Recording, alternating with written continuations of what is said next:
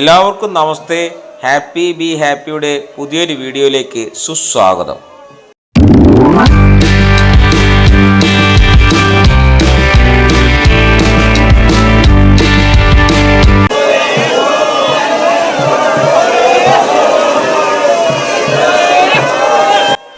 ദക്ഷിണ കാശി എന്ന് പ്രസിദ്ധമായ ശ്രീ കൊട്ടിയൂർ പെരുമാൾ ക്ഷേത്രം ഐതിഹ്യ പെരുമ കൊണ്ടും ക്ഷേത്രോത്ഭവ പഴമയാലും സവിശേഷതയാർന്ന ഒരു പരിപാവന തീർത്ഥാടന കേന്ദ്രമാണ്.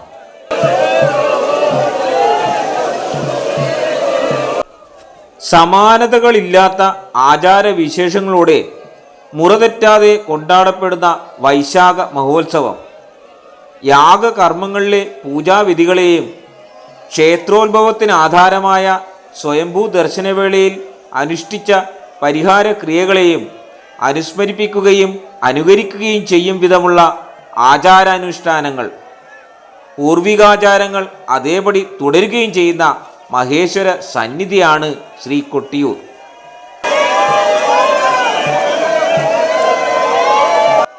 തിരുവഞ്ചിറയിലെ മണിത്തറക്ക് മുന്നിലെത്തുന്ന ഭക്തജന സഹസ്രങ്ങൾ ദർശന പുണ്യം നേടി സായുജ്യമടയുന്ന പുണ്യഭൂമിയാണിത്. ഇന്നലെ രാത്രി നടന്ന ഇളനീർവെപ്പിൻ്റെ കാഴ്ചകളാണ് നിങ്ങളിപ്പോൾ കണ്ടുകൊണ്ടിരിക്കുന്നത്. വീഡിയോ ഇഷ്ടപ്പെട്ടെങ്കിൽ ദയവായി ലൈക്ക് ചെയ്യാനും സബ്സ്ക്രൈബ് ചെയ്യാനും കമൻറ്റ് ചെയ്യാനും ഷെയർ ചെയ്യാനും മറക്കരുതേ. കൊട്ടിയൂരിൽ വൈശാഖ മഹോത്സവം ആരംഭിക്കുന്നതുമായി ബന്ധപ്പെട്ട് പ്രചാരമുള്ള ഒരു പുരാവൃത്തമുണ്ട്. ദക്ഷ പ്രജാപതിയുടെ യാഗപൂർത്തീകരണത്തിന് ശേഷം ത്രേതായുഗത്തിലും ത്രിമൂർത്തികൾ ഈ പുണ്യഭൂവിൽ കൂടിച്ചേരുകയുണ്ടായി. ശിവശിഷ്യരിൽ പ്രധാനിയായ പരശുരാമ മഹർഷിയുടെ തപസ്സും കലിയുമായുള്ള യുദ്ധവുമാണ് യാഗവേദിയിൽ ത്രിമൂർത്തികളുടെ പുനഃസമാഗമത്തിന് കാരണമായത്. വരുണ ഭഗവാൻ അപഹരിച്ചു കൊണ്ടുപോയ കേരളക്കരയെ തൻ്റെ വെൺമഴുവെറിഞ്ഞ് പ്രളയജലത്തെ അകറ്റി വീണ്ടെടുത്ത ശേഷം ബ്രഹ്മഹത്യാപാപം തീർക്കുന്നതിനും ശിവപ്രീതി നേടുന്നതിനും വേണ്ടി സഹ്യപർവ്വത പ്രാന്തത്തിൽ യഥായോഗ്യമായ താഴ്വര പ്രദേശം കണ്ടെത്തുന്നതിനായുള്ള യാത്രയിൽ പരശുരാമൻ യാഗഭൂമിയിൽ എത്തിച്ചേർന്നു. പ്രശാന്ത സുന്ദരമായ ഈ വനഭൂവിൽ ഭാർഗവരാമൻ അതികഠിനമായ തപസ്സിലേർപ്പെട്ടു.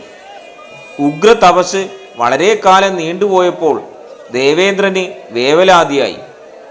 ദേവലോകത്ത് തൻ്റെ സ്ഥാനത്തിന് ഇളക്കം തട്ടുമോ എന്ന ഭയാശങ്ക മൂലം തപസ് മുടക്കുവാൻ ഉപായങ്ങൾ സ്വീകരിച്ചു. അതിനായി കലിയെ കൂട്ടുപിടിച്ചു. ദേവേന്ദ്രൻ്റെ ആഗ്രഹ നിവൃത്തിക്കായി ആവശ്യപ്പെട്ടതു പ്രകാരം തപസ് മുടക്കുവാൻ കലി ഒരുങ്ങി പുറപ്പെട്ടു. തപോവനത്തിലെത്തിയ കലി പരശുരാമൻ്റെ തപോനിഷ്ഠകൾ തെറ്റിക്കാൻ പലവിധങ്ങളായ തന്ത്രങ്ങളും സ്വീകരിച്ചു. അതൊന്നും വിജയിക്കാതെ വന്നപ്പോൾ കഠിനമായ ഉപദ്രവങ്ങൾ തുടങ്ങി.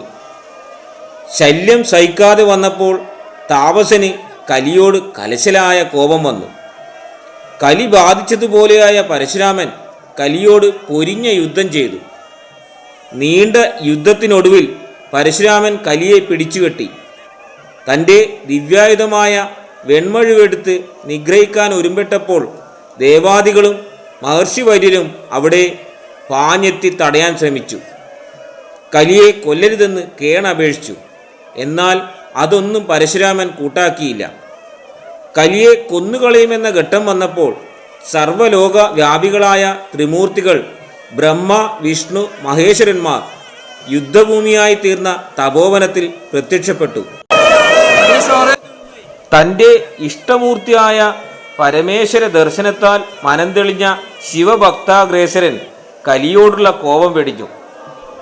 ത്രിമൂർത്തികൾ കലിയെ ബന്ധനത്തിൽ നിന്നും മോചിപ്പിക്കണമെന്ന് ആവശ്യപ്പെട്ടപ്പോൾ പരശുരാമൻ വരമായി ഒരു നിബന്ധന വെച്ചു.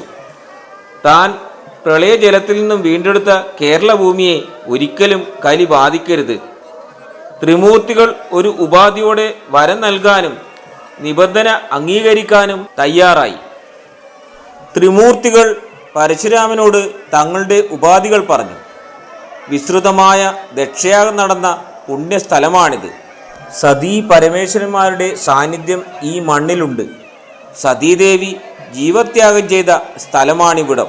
മഹേശ്വരൻ സ്വയംഭൂവായി ഇവിടെ കുടികൊള്ളുന്നുണ്ട്. മാത്രമല്ല 33 ദേവകളുടെയും ഭൂതഗണങ്ങളുടെയും സജീവ സാന്നിധ്യം ഇവിടെ കാണാൻ കഴിയും. ദേവഭൂമിയായ ഇവിടെ വർഷം തോറും വൈശാഖ മഹോത്സവം നടത്തണം. പരശുരാമൻ ആ വ്യവസ്ഥ അംഗീകരിച്ചു. ത്രിമൂർത്തികൾ വരം നൽകി അനുഗ്രഹിച്ചു. കലിയെ ബന്ധനത്തിൽ നിന്നും മോചിതനാക്കി. യുഗപുരുഷനായ കലിയുടെ നാശം തടഞ്ഞ സംതൃപ്തിയോടെ ദേവാദികൾ പുഷ്പവൃഷ്ടി നടത്തി. ഈ സമയം ഒരു അശരീരി ഉണ്ടായി. ത്രിമൂർത്തികൾ കൂടിച്ചേർന്ന് പ്രത്യക്ഷഭൂതരായ ഊര് ആയതിനാൽ ഈ പ്രദേശം കുടിയൂർ എന്നറിയപ്പെടും. കാലാന്തരത്തിൽ കുടിയൂർ കൊട്ടിയൂറായി പരിണമിച്ചു. പരശുരാമൻ ത്രിമൂർത്തികളുടെ ആവശ്യം ശിരസ വഹിച്ചുകൊണ്ട് വിധിപ്രകാരം ശക്തി ചൈതന്യങ്ങളുടെ സ്ഥാനം കണ്ടെത്തി പർണശാലകൾ തീർത്ത് യാഗോത്സവ സമാനമായ വൈശാഖ മഹോത്സവം നടത്താൻ വേണ്ട ഏർപ്പാടുകൾ ചെയ്തു. ക്ഷേത്ര സങ്കേതത്തിൻ്റെ രൂപകൽപ്പനയും നിർമ്മാണവും നടത്താൻ വിശ്വകർമാവിനെ ചുമതലപ്പെടുത്തി. ശ്രീകോവിലിന് 4 കാതം ചുറ്റളവും ചുറ്റമ്പലത്തിന് 12 കാതം ചുറ്റളവും പുറംഭിത്തിക്ക് 52 കാതം ചുറ്റളവുമാണ് വിശ്വകർമാവ് തയ്യാറാക്കിയ കണക്ക്. പുറംഭിത്തിയുടെ കിഴക്കേ അതിർത്തി താമ്രചന്തയും തെക്ക് തൃച്ചല്ലൂർ കോട്ടയും പടിഞ്ഞാറ് മാമാക്കുന്നും വടക്ക് മാണിയൂർ ഗോപുരവുമാവുന്നു. ഈ അതിർത്തികൾക്കകത്തുള്ള പ്രദേശം പ്രാരാഷ്ട്രം എന്നറിയപ്പെടുന്നു. പാമ്പറുപ്പാൻ തോടിനും കല്ലൻ തോടിനും ഇടയ്ക്കുള്ള സ്ഥലം ശ്രീകോവിലായും കരുതപ്പെടുന്നു. പരശുരാമൻ ചിട്ടപ്പെടുത്തിയ ഉത്സവമാണിവിടെ നടക്കുന്നതെന്നും ക്ഷേത്രഭരണം രാജാക്കന്മാരെയും താന്ത്രിക കർമ്മങ്ങൾ കാതളാക്യൻ എന്ന ബ്രാഹ്മണ ശ്രേഷ്ഠനെയും ചുമതലപ്പെടുത്തിയതായും കേരള മാഹാത്മ്യം 37-ാം അധ്യായത്തിലും ഈ ചിട്ടകൾ പിന്നീട് മുടങ്ങിയതായി 57-ാം അധ്യായത്തിലും കാണുന്നു. കാലാന്തരത്തിൽ വൈശാഖ മഹോത്സവം മുടങ്ങാനിടയായി. ദുർവാസാവ് മഹർഷിക്ക് ഏഴിമലയിലെ മാലി എന്ന ബൗദ്ധനാരിയുമായുള്ള ബന്ധത്തിൽ ഒരു പുത്രൻ ജനിച്ചു. മാലിയുടെ നിരന്തരമായ പ്രലോഭനങ്ങൾക്ക് വഴങ്ങി മഹർഷി പുത്രനെ രാജതുല്യമായ പദവിയിലേക്കുയർത്തി അധികാര സ്ഥാനങ്ങൾ കൽപ്പിച്ചു നൽകി. അതോടെ കേരളക്കര ബൗദ്ധാധിപത്യത്തിൽ അമർന്നു. ക്ഷേത്രാചാരങ്ങളും ഉത്സവങ്ങളും ആരാധനാക്രമങ്ങളും മുടങ്ങി. വൈശാഖ മഹോത്സവവും ഈ കാലയളവിൽ തടസ്സപ്പെട്ടു. ഈ ദേവസങ്കേതം കൊടുങ്കാട് മൂടി. അനേക ശതാബ്ദങ്ങൾക്ക് ശേഷം കുറിച്ചൻ്റെ നായാട്ടുവേളയിലാണ് ദേവചൈതന്യസ്ഥാനം കണ്ടെത്തുന്നത്. കൊട്ടിയൂരിൽ ഇന്ന് നിലവിലുള്ള അനുഷ്ഠാനങ്ങളും പൂജാക്രമങ്ങളും ചിട്ടപ്പെടുത്തിയത് ശ്രീ ശങ്കരാചാര്യരാണെന്നാണ് പുരാവൃത്തം. പൂജാവിധികൾ നിശ്ചയിക്കാൻ കൊട്ടിയൂരിലെത്തിയ ആചാര്യൻ അക്കരയ്ക്ക് പ്രവേശിച്ചില്ല. അക്കരെ സന്നിധിയിലെ ഓരോ ശിലാഖണ്ഡവും സ്വയംഭൂ ശിലയാകാമെന്നും അത് ചവിട്ടുന്നത് ശിവനിന്ദയാണെന്നുമാണ് ആ അവസരത്തിൽ ശങ്കരാചാര്യർ അതിന് കാരണമായി പറഞ്ഞത്. ആദിശങ്കരൻ മണത്തണയിലെ കുണ്ടേൻ ഗുഹയിൽ ധ്യാന നിരതനായി കഴിഞ്ഞതായി ചരിത്ര വസ്തുതകളുണ്ട്. എടവ മാസത്തിലെ ചോതിനാൾ മുതൽ മിഥുന മാസത്തിലെ ചിത്രനാൾ വരെയുള്ള ദിവസങ്ങളിലാണ് അക്കരെ കൊട്ടിയൂരിൽ വൈശാഖ മഹോത്സവം നടക്കുന്നത്.